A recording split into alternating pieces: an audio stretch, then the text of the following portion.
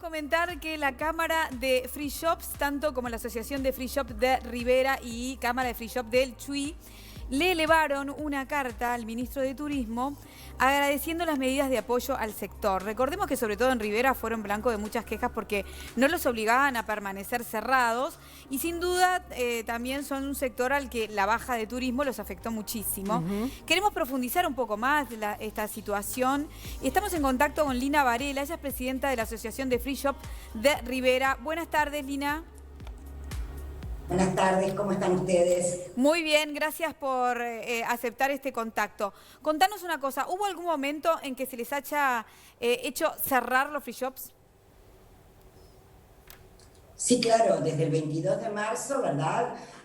Cuando hubieron medidas adicionales, se cerró a los free shops de todas las fronteras y bueno, en la ampliación de medidas que hubo, en principio era hasta el 12 de abril, y las medidas fueron ampliadas hasta el 30 de abril. Permanecemos cerrados y de acuerdo a lo que hemos hablado con Presidencia, no tenemos certeza de abrir el 2 de mayo porque va a depender de cómo esté la curva de contagio, ¿verdad? Cómo evolucione la pandemia. Si bien en Rivera estamos muy contentos cómo viene la vacunación, bueno, todavía no tenemos una certeza.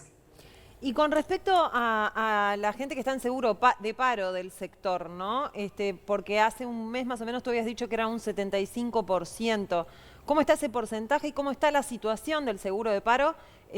Bueno, se debe haber extendido, supongo, y se deben haber amparado en eso, pero ¿cómo está la situación?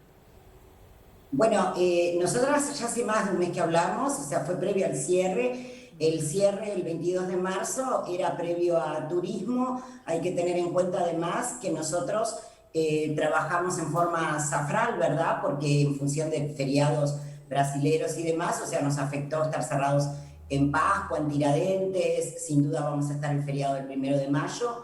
Entonces, los negocios ahora, cuando hablamos la otra vez, estaban abriendo en tiempo, en horarios y días restringidos. Ahora estamos totalmente cerrados, por lo tanto, salvo algún local en particular que tenga algún trabajador haciendo trabajo administrativo, están cerrados en su totalidad, por lo tanto está el 100% de los trabajadores prácticamente en seguro de paro en todas las fronteras.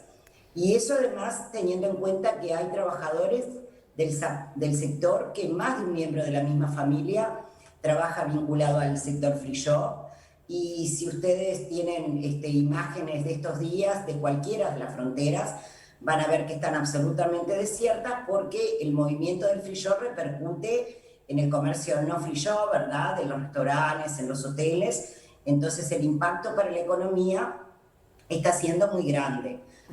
Entonces, respecto a los seguros, nosotros cuando se efectuó el cierre el 23 de marzo, tuvimos contacto permanente desde todas las asociaciones con las autoridades y el primero en recibirnos fue el ministro Mieres, a quien le planteamos la necesidad no solamente de prolongarle el seguro a la gente, sino nos hicimos eco de una propuesta que creo que está en consideración, que la hizo el intendente de Rivera, Richard Sander, respecto a la posibilidad de con el Fondo Coronavirus poder reforzar de alguna manera el seguro de nuestros trabajadores, ya que ya llevan un año, ¿verdad?, en seguros totales o parciales y se vienen disminuyendo los montos. Eso está pasando en muchas ramas de actividad, ¿no? Pero más allá de eso, también lo que estábamos muy interesados en saber cuál es qué implica, digamos, este proyecto de ley que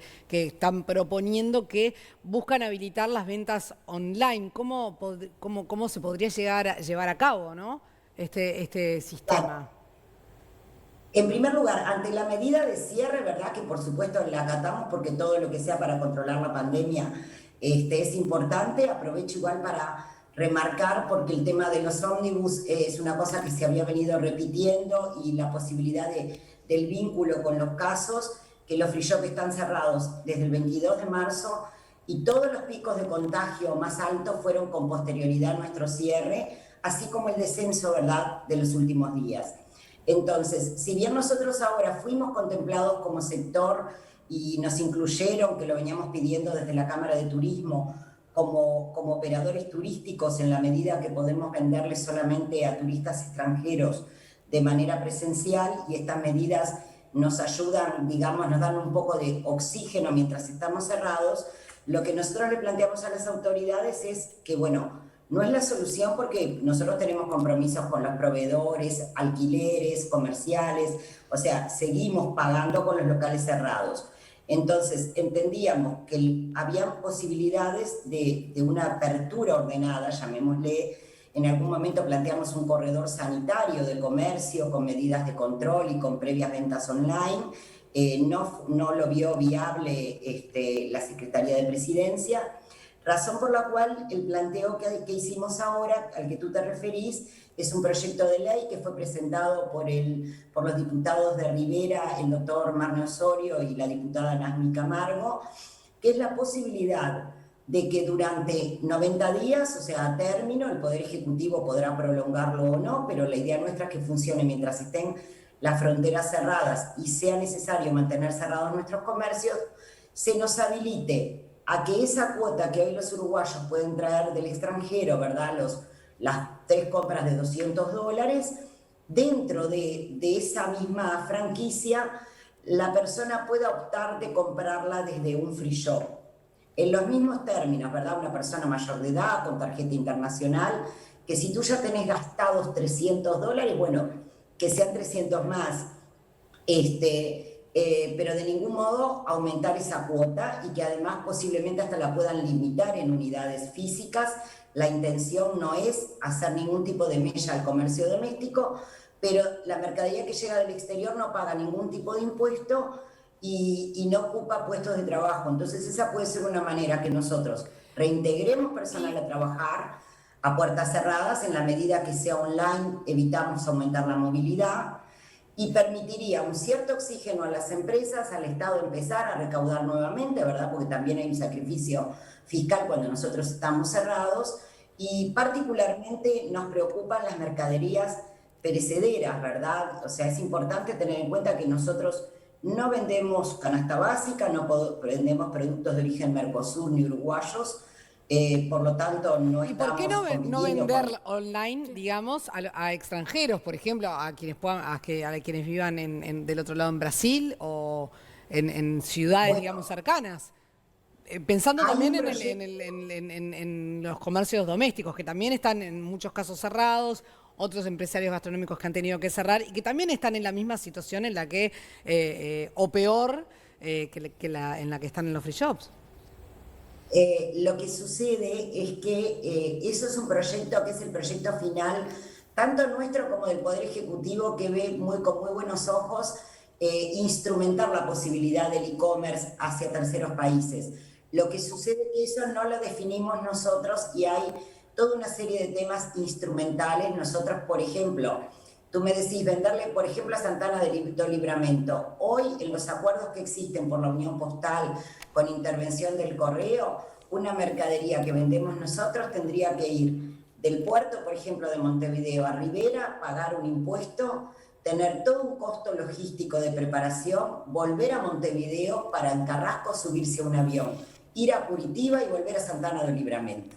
Entonces, es un tema de costos que, si bien está trabajando un equipo del Ministerio de Economía junto a nosotros de manera muy, muy seria, hay muchos temas logísticos y de costos que, si no los podemos abatir, directamente no somos competitivos. Bueno, entonces veremos si pueden empezar a vender de esta manera y bueno, cómo sigue la situación. Te agradecemos muchísimo, Podemos abrir, Lina. ¿verdad?, de maneras ordenadas, con protocolos como lo veníamos haciendo. Sigue sin haber ningún tipo de comercio que haya tenido algún brote, ¿verdad? Por lo tanto, creo que es importante destacar que ningún brote se originó en el comercio. Muy bien. Lina Varela, muchísimas gracias por estos minutos en Vespertinas. Muchas gracias a ustedes. Que tengan buena tarde.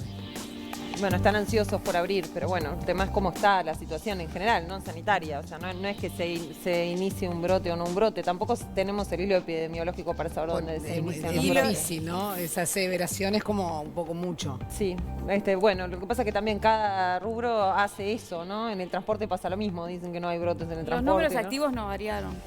El tema es ese, claro, que bueno, que veremos qué pasa. En realidad, claro, es terrible lo que se cierra, pero bueno, es la situación que estamos viviendo Claro, todos. pero ellos o sea, estuvieron cerrados un tiempo, después tuvieron el comercio habitual. Sí. A ver, es entendible que toda rama de actividad está pasando por un mal momento y no es que y cada uno obviamente aboga por su rubro.